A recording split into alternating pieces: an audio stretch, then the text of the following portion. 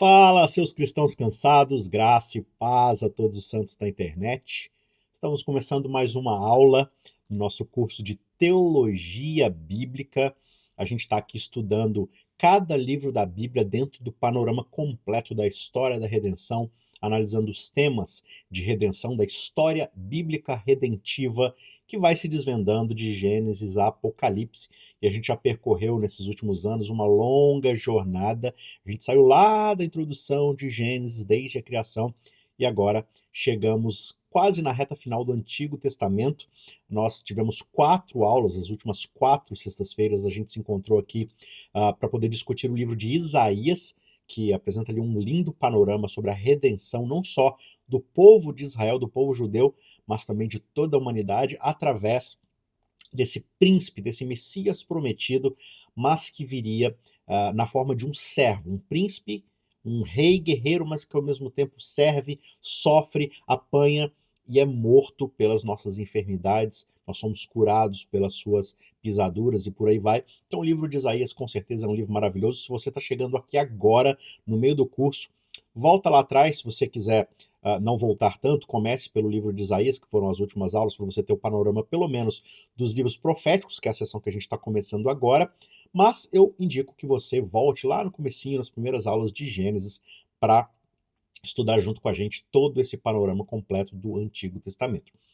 E hoje nós vamos estudar o livro de Jeremias. A gente vai ter aí, juntos nas próximas sextas-feiras, algumas aulas dentro do livro de Jeremias e depois as Lamentações de Jeremias. 2 livros aí, o livro de Jeremias, obviamente, um pouco mais longo, mas vão ser aulas incríveis, porque o livro de Jeremias também apresenta para a gente assim, verdades maravilhosas sobre a história bíblica redentiva.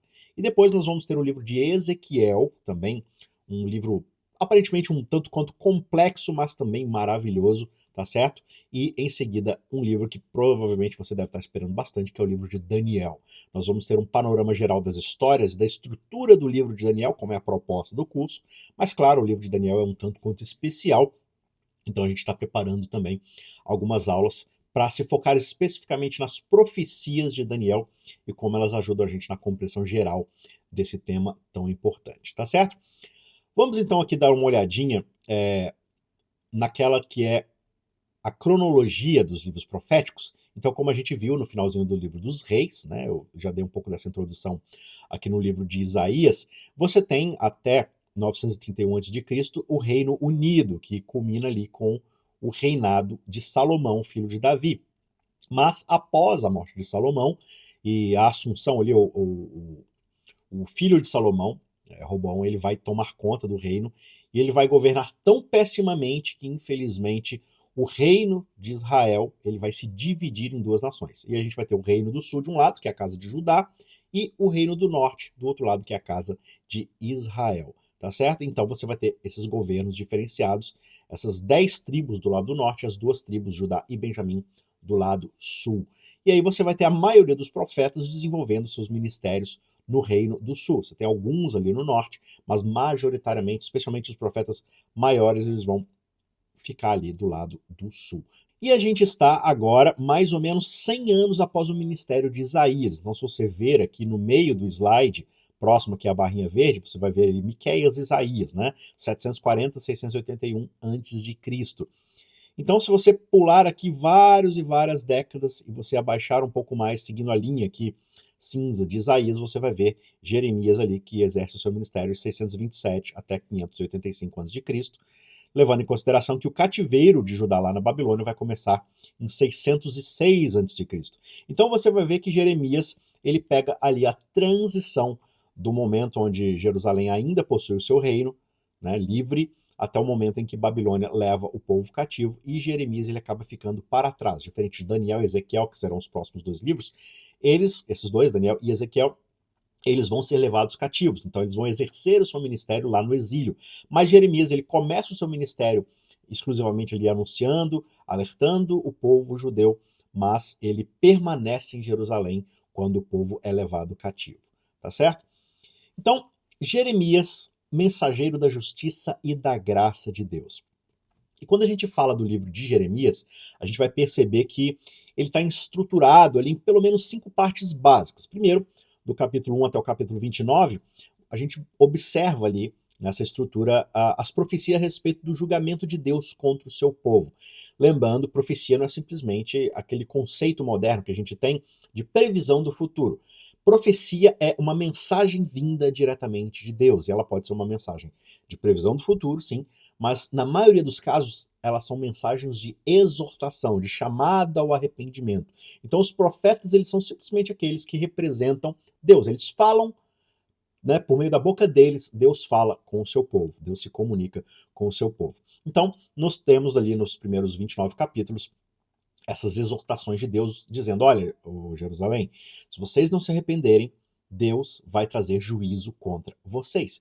E aí, nos capítulos 30 a 33, a gente encontra uma bela descrição da solução final de Deus para o problema do pecado e da rebelião do povo de Israel, né? Que serão corações novos. Deus, ele só vai resolver o problema do pecado e da rebelião do ser humano quando ele trouxer corações novos. E essa é uma bela descrição que a gente observa nesses capítulos ali do 30 ao 33.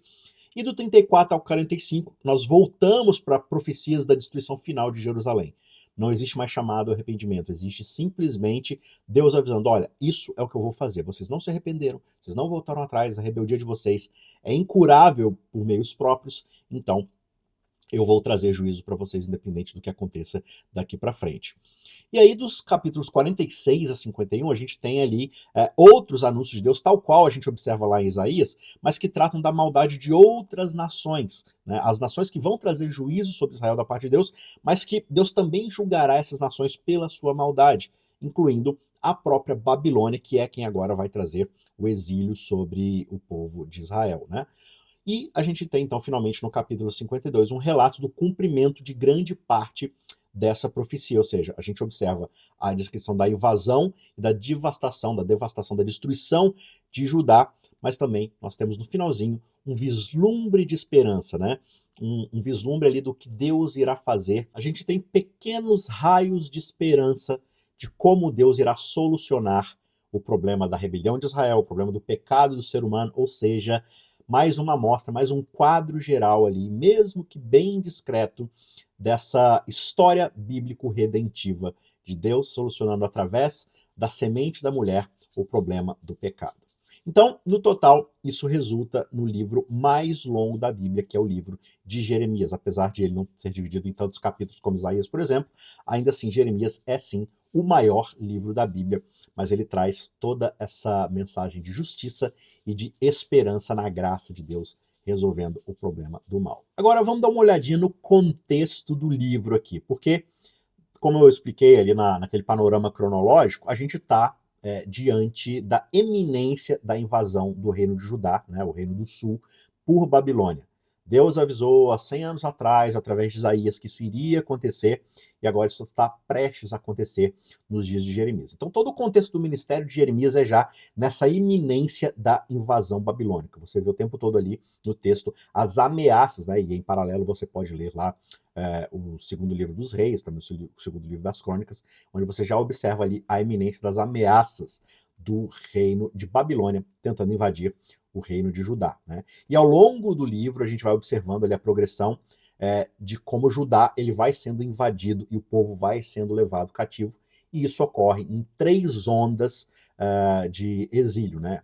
Babilônia vem, destrói um pouco, leva um pouco, volta, destrói um pouco, leva mais um pouco, e finalmente eles vêm, terminam de destruir tudo, tacam fogo no templo e não sobra quase mais nada de Jerusalém. E eles terminam de levar todo mundo que é relevante de Jerusalém para serem exilados lá em Babilônia, em 586 a.C., e só sobra lá em Jerusalém mendigos, aleijados, ou seja, aqueles que são marginalizados na sociedade, considerados a escória da sociedade e que não teriam ali nenhuma relevância, nenhum papel a desempenhar para o Império Babilônio. E no meio disso tudo, a gente tem Jeremias, não só profetizando, mas experimentando na própria pele todas essas invasões, toda essa destruição. Ele vive durante todo esse período e ele profetiza durante tudo isso. E conforme a gente vai lendo os livros proféticos, você tem não só profetas perguntando, mas o próprio povo se indagando por que Deus permitiu que isso acontecesse, por que os babilônicos, que não servem ao Deus verdadeiro, que não servem ao Deus Altíssimo,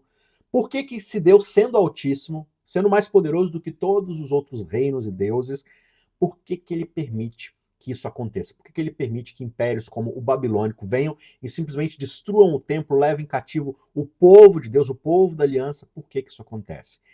E a resposta que a gente encontra em todos os livros proféticos, em todas as profetizações desses servos de Deus é aquilo que está descrito justamente nos livros de primeiro e segundo Reis.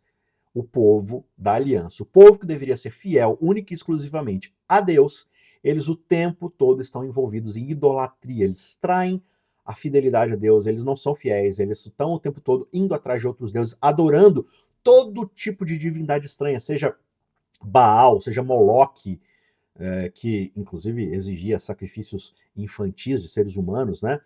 A tal de Rainha do Céu, que aparece em outras descrições, o tempo todo eles estão se envolvendo nesse tipo de práticas pagãs de adoração, inclusive implementando na sua doxologia, ou seja, na sua adoração, que prostituição sagrada, como eu mencionei, sacrifícios de crianças. Então você observa o tempo todo assim, o povo se afastando de Deus mais e mais. Ok, Deus, por que que Deus deixa o povo da aliança sofrer o que sofre? Porque o povo não se permanece, não se finca na aliança. Eles adulteram, eles quebram a aliança o tempo todo. E se você lembrar bem, lá atrás, em Moisés, a aliança foi escrita em cima de obediências, ou seja, de deveres, e de bênçãos, ou seja, de direitos, mas também de maldições e castigos caso eles quebrassem a sua parte, ou seja, eles desenvolvessem a desobediência. E foi exatamente isso que aconteceu. O povo e os seus líderes, eles vão recebendo profeta atrás de profeta, que lembram ao povo, lembra, qual que é o papel do profeta? Lembrar ao povo do que está escrito na aliança, do que foi escrito lá atrás e revelado a Moisés. Lembre-se do que Deus falou. Se vocês permanecerem nesse caminho, eis o que vai acontecer. Isso é a profecia clássica. É uma exortação de um lembrete, de um retorno àquilo que foi escrito lá na lei de Moisés, na lei que Deus revelou a Moisés. Só que o povo, o tempo todo ali, através dos seus líderes, recebem profetas, recebem profecias, recebem avisos, recebem exortações, mas eles se recusam a se arrependerem. Eles se recusam a voltarem a serem fiéis à aliança. E o que acontece? Eles vão somando essa rebeldia o quê? A implementação dessa adoração pagã que traz essa corrupção para o convívio do povo de Israel.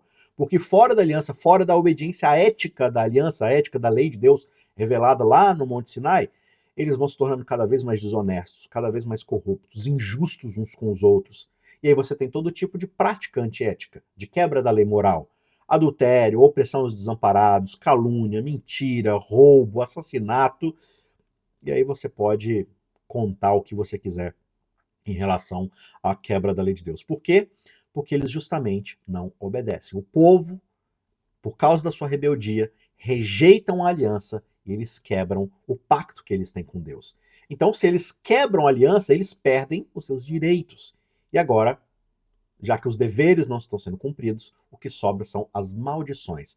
Então Deus ele retira a sua mão protetora e agora, na verdade, ele vai castigar Israel para que Israel se volte para Deus, se volte para os compromissos da aliança.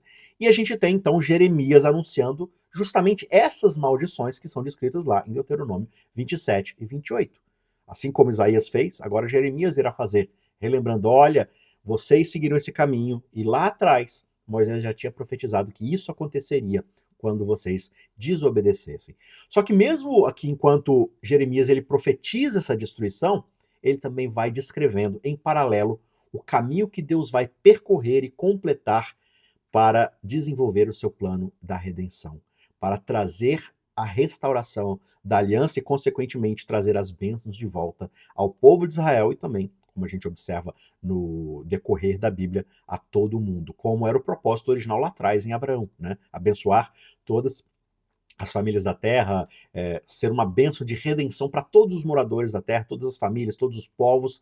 Esse é o propósito original de Deus e Jeremias vai mostrando isso em paralelo. Ele traz o juízo, mas ele também traz a esperança. Assim como Isaías traz esses vislumbres de julgamento lá atrás, agora esse julgamento está acontecendo, mas da mesma forma como Isaías profetiza também a redenção, Jeremias não deixa de mostrar que há esperança no final de toda essa perseguição, de toda essa maldição que vai decorrer da quebra da aliança. Então a grande pergunta que norteia aqui o livro de Jeremias é: por que que a aliança foi quebrada? O que que aconteceu que causou essa ruptura do relacionamento, seja de sociedade, seja de casamento, seja, enfim, o que que aconteceu nessa ruptura de relação do homem ou do povo de Israel, do povo de Judá ali com Deus?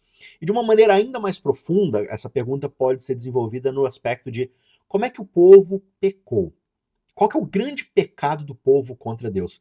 E a conclusão que a gente observa bem cedo já no livro é o seguinte: a aliança em si, o pacto, não tinha nada de errado. Todo o desenvolvimento do contrato que Deus havia feito com o povo lá em Deuteronômio, lá no Êxodo, estava tudo certo. A aliança não era em si o problema é o povo. O povo, assim como qualquer ser humano, carrega aquele desenvolvimento moral que foi herdado a partir da queda, que é o quê? A corrupção. A rebeldia contra Deus. O povo não é capaz de cumprir porque eles são rebeldes, eles têm um coração duro. Então, os seus corações, eles são de fato apaixonados pelo pecado. Eles amam a desobediência. Por quê? Porque eles querem viver para si mesmos. Eles querem fazer as coisas do seu próprio jeito. Eles querem ser o seu próprio rei. E assim, eles viram as costas para Deus. E por causa desses corações corrompidos, eles não conseguem mudar a si mesmos. Eles não conseguem se redimir para criar neles mesmos um coração devoto à obediência, devoto a obedecer a Deus. Por isso que a única solução possível aqui para que algo mude dentro do povo, para que eles possam de fato obedecer a aliança, é se Deus mudar os seus corações, de dentro para fora, transformar o íntimo, a própria constituição que eles possuem, ou seja, de dentro para fora, transformá-los em alguém apto a participar novamente da aliança. Então, somente quando houver essa manifestação da parte de Deus, de operar pelo povo, de operar pela humanidade, aquilo que o ser humano não consegue fazer por conta própria, aí sim haverá esperança. Então a gente percebe já aqui em Jeremias, assim como a gente já viu em Isaías, a ideia da graça. Só haverá solução quando Deus der o passo em direção à humanidade. O ser humano é corrupto. Ele não consegue guardar a aliança. Então, essa ideia que muitos têm de que o Antigo Testamento é legalista, de que as coisas precisavam ser pela obediência, nunca foi, porque o ser humano nunca foi capaz disso. A graça ela sempre esteve presente desde o Antigo Testamento. Se observa lá em Gênesis, se observa em Êxodo, em Deuteronômio, o tempo todo a ideia. Por que há o sacrifício? Por causa que há a graça. Por que Deus ele faz essas promessas em Moisés e agora os profetas estão lembrando a cada vez que eles escrevem um livro, a cada vez que eles anunciam da parte de Deus e abrem a boca para exortar o povo, eles trazem a mensagem de esperança. O que? Isso é graça. Deus irá solucionar o problema que o ser humano criou. Deus irá fazer pelo ser humano aquilo que ele não é capaz de fazer. Então é necessário a gente pontuar uma coisa, né? Quando a gente observa ali quase a primeira metade do livro de Jeremias, a gente vai ver tantas palavras de juízo, de castigo da parte de Deus, que pode parecer que Jeremias é, na verdade, um livro negativo, um livro só de bronca, né? Porque a gente vê o tempo todo essas palavras pessimistas do que vai acontecer, de qual vai ser o destino de Israel. Então parece de fato assim que Jeremias ele é o profeta da desgraça, porque ele só profetiza castigo. Mas será que a gente pode descrever Jeremias assim mesmo?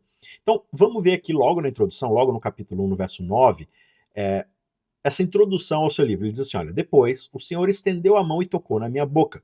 E o Senhor me disse: eis que põe as minhas palavras na sua boca. Veja, hoje eu o constituo sobre as nações e sobre os reinos, para arrancar e derrubar, para destruir e arruinar, e também para edificar e plantar. Então, à primeira vista, logo na introdução, parece assim que Deus colocou na boca de Jeremias puramente palavras de desgraça, para poder destruir, derrubar. Mas você vê que também para o quê? Edificar e plantar. Então, logo na introdução, a gente vê, existe sim um processo de arrancar e derrubar, mas esse é o processo que precisa acontecer para que de fato haja a restauração. Então, antes de você plantar boa semente em bom terreno, você tem que preparar o terreno. E como o terreno do coração do ser humano é só de ervas daninhas, é só de maldade, é só de destruição, é só de ódio, essas ervas daninhas precisam ser arrancadas. As pedras do orgulho do ser humano no solo precisam ser removidas e o terreno precisa ser afofado. Por isso, existem coisas a serem arrancadas e derrubadas para que o solo esteja preparado, um novo solo, cheio de nutrientes e tudo mais, para que finalmente agora eles possam edificar e plantar. Então, não existe só negatividade. Mas o ponto principal aqui é que Jeremias ele era um homem de Deus. Ele era um homem apaixonado pela palavra de Deus. Esse é um pré-requisito, basicamente, de um profeta, né? Só que por causa disso, ele vai arrebanhar vários inimigos. Várias pessoas vão se voltar contra ele. Por quê? Porque essas pessoas não querem, de fato, saber de Deus.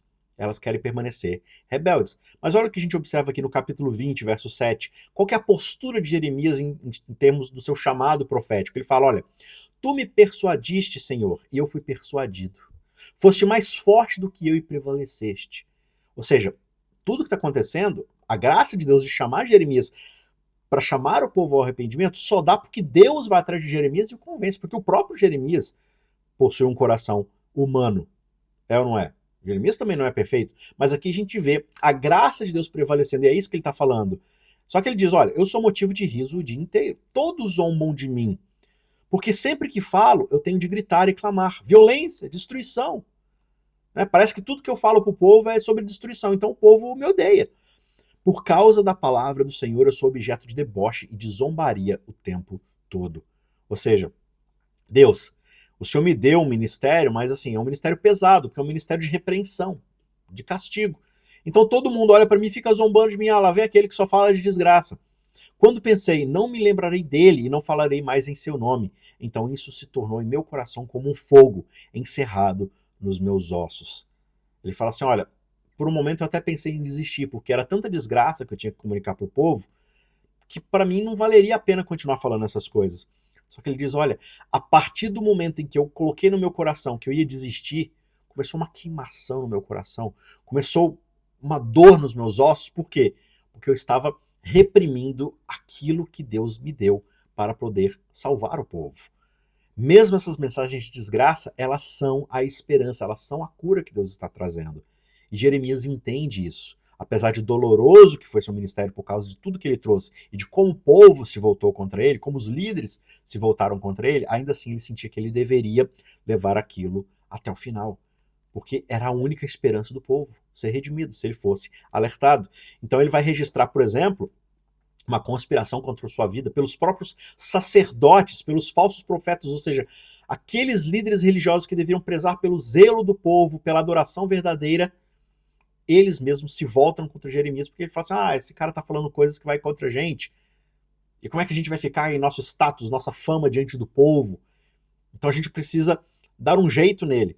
Lá no capítulo 37, ele vai ser preso por traição. O rei vai mandar prendê-lo por quê? Porque ele está falando mal de Jerusalém, está falando que Jerusalém vai ser castigada, os babilônios vão vir, vão destruir. Aí o rei olha e fala assim, ah, mas você fica falando desgraça contra Jerusalém? Isso é porque você é um traidor da pátria. Se você fosse um patriota, você não falaria mal assim da nossa nação abençoada por Deus. Aí ele vai lá e manda prender Jeremias. Só porque ele fez essa profecia de que os babilônios venceriam. Eles não querem ouvir o que Deus tem a falar. Eles querem permanecer rebeldes, vez após vez, chance após chance, e é isso que vai acontecer. O rei Zedequias, ele reconhece sim que Jeremias ele era um verdadeiro profeta, e ele vai lá e tira Jeremias secretamente da prisão e pergunta para Jeremias se ele tinha uma palavra do Senhor para ele. Então ele vai lá, resgata Jeremias, tira ele da prisão e fala assim, Jeremias, você é um verdadeiro profeta, Deus fala através de você, vem cá, tem alguma coisa que Deus está falando através de você para mim aqui? Tem alguma mensagem boa da palavra do Senhor aqui para mim? E aí lá no capítulo 37, verso 17, Jeremias vai falar, sim, rei, o Senhor será entregue nas mãos do rei da Babilônia. Tenso, hein? Tenso. E aí o que acontece? Claro que o rei não gosta disso. Aí ele manda prender Jeremias de novo. Aí Jeremias vai ser preso, espancado, açoitado, vai ser lançado num poço. Vai ficar preso dentro de um poço. Imagina.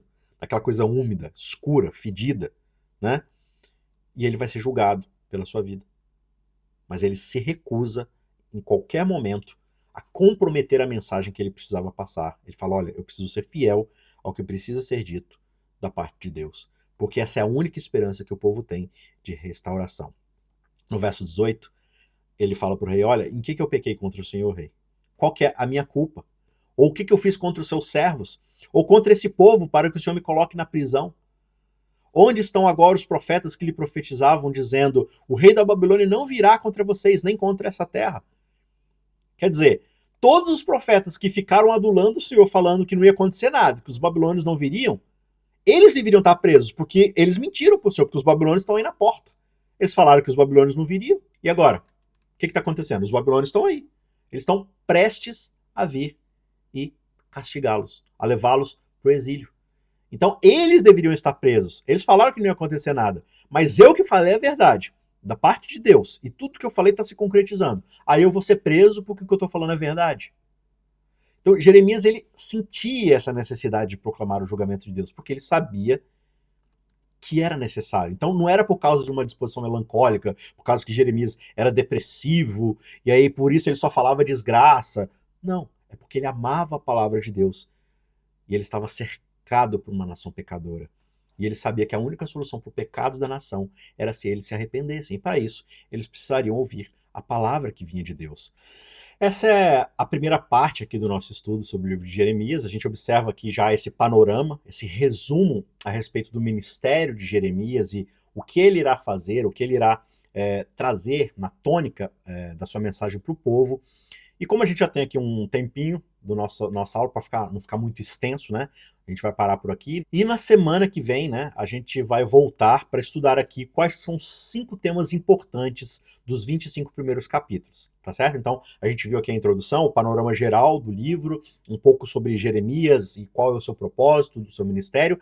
E na semana que vem, nós vamos estudar agora esses 5 temas importantes dos 25 primeiros capítulos, que são: primeiro, a quebra da aliança. Segundo, o pecado repetido e generalizado de Israel, de Judá, a depravação total do povo, a proclamação do julgamento e o julgamento como o desfazimento da criação, ou seja, destruir tudo para reconstruir algo novo e funcional, tá certo? Então nós vamos abordar na próxima aula esses 5 pontos que resumem os 25 primeiros capítulos de Jeremias. Então eu encontro você na próxima aula para a gente continuar estudando, tá certo? Um abraço e até lá. Tchau, tchau.